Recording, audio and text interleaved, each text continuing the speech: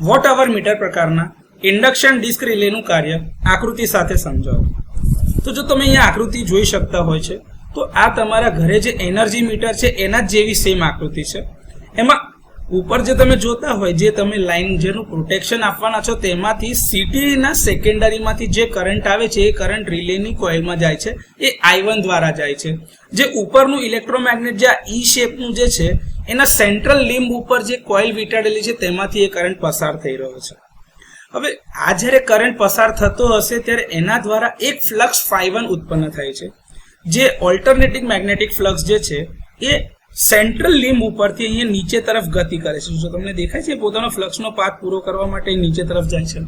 હવે જ્યારે નીચે તરફ જતો હોય છે ત્યારે એની ઉપર બીજી એક સેકન્ડરી વાઇન્ડિંગ વીંટાળેલી છે એ જ સેન્ટ્રલ લિમ્બ ઉપર. તો ઉપરના ભાગ ઉપર જે સેકન્ડરી વાઇન્ડિંગ વીંટાળેલી છે, હવે ફ્લક્સ ∅1 ત્યાંથી પસાર થઈ રહ્યું છે.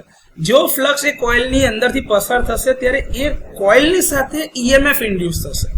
હવે એ EMF E2 જે ઇન્ડ્યુસ થશે એ કોઇલમાં, અને એ કોઇલ પાછો એક ક્લોઝ પાથ બનાવે છે જેના કારણે તેમાંથી એક કરંટ પસાર થતો હશે I2. આ જે ઇન્ડ્યુસ થયેલા વોલ્ટેજ જેના લીધે સેકન્ડરી કરંટ ઉત્પન્ન થાય છે એ તમે જોતા હોય તો એ લાલ કલરનો આ જે પાથ દેખાય છે I2 એના દ્વારા દર્શાવેલો છે. જે ઉપલા કોઇલમાંથી વહે છે ને નીચે જે આ C શેપનું ઇલેક્ટ્રોમેગ્નેટ દર્શાવેલું છે, આ C શેપનું ઇલેક્ટ્રોમેગ્નેટ એમાંથી પસાર થાય છે. હવે જ્યારે ત્યાં આગળથી પસાર થતું હશે તો એના કારણે એ ઇલેક્ટ્રોમેગ્નેટમાં બી એક ફ્લક્સ હશે. જે એ ફ્લક્સ જે ઉત્પન્ન થાય છે એ તમારું ∅2 અથવા તો ∅ તરીકે દર્શાવેલું છે. હવે સર્કિટના આ પ્રેરક સ્વભાવ એટલે કે ઇન્ડક્શનના નિયમ અથવા તો સિદ્ધાંતના કારણે આ નીચે જે ફ્લક્સ ∅ જે મળે છે એ ઉપરના ફ્લક્સ ∅1 કરતા ઇન્ડક્ટિવ સ્વભાવના કારણે થોડું પાછળ હશે, એટલે કે ફેઝ ડિફરન્સ હશે. તો ∅1 એ તમારું ફ્લક્સ આગળ હશે અને એનાથી ફ્લક્સ ∅2 અથવા તો ∅ એ પાછળ તરફ હશે.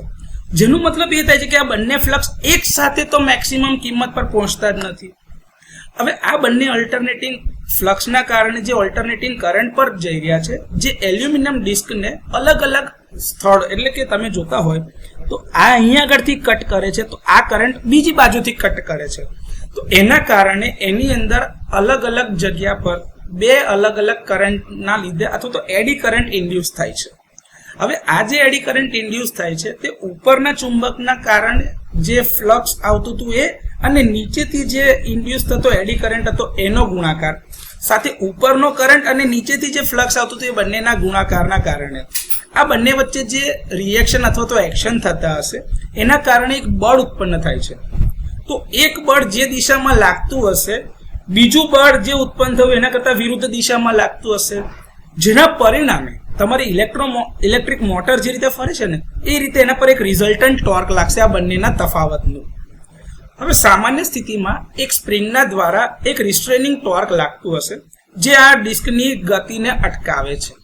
પરંતુ જ્યારે ફોલ્ટ થાય છે તે ટાઈમે કરંટનું મેગ્નિટ્યુડ એટલું ઊંચું હોય છે કે તમારું જે ઓપરેટિંગ ટોર્ક હશે એ આ રિસ્ટ્રેનિંગ ટોર્ક કરતાં ઘણું વધારે હશે, જેના કારણે ડિસ્કનું રોટેશન સ્ટાર્ટ થશે. હવે જ્યારે ડિસ્ક ફરે છે ત્યારે આ સ્પિન્ડલને પણ ફેરવે છે અને કોન્ટેક્ટ જ્યાં સુધી ક્લોઝ ના થાય ટ્રીપ સર્કિટ સાથે ત્યાં સુધી એને લઈ જાય છે. અને જેવા કોન્ટેક્ટ ક્લોઝ થશે એટલે ટ્રીપ સર્કિટ એનર્જાઇઝ થશે, જે સર્કિટ બ્રેકરને ઓપન થવા માટે એક સિગ્નલ મોકલે છે. તો આ રીતે વોટ અવર પ્રકારનું ઇન્ડક્શન ડિસ્ક રિલે કામ કરે છે.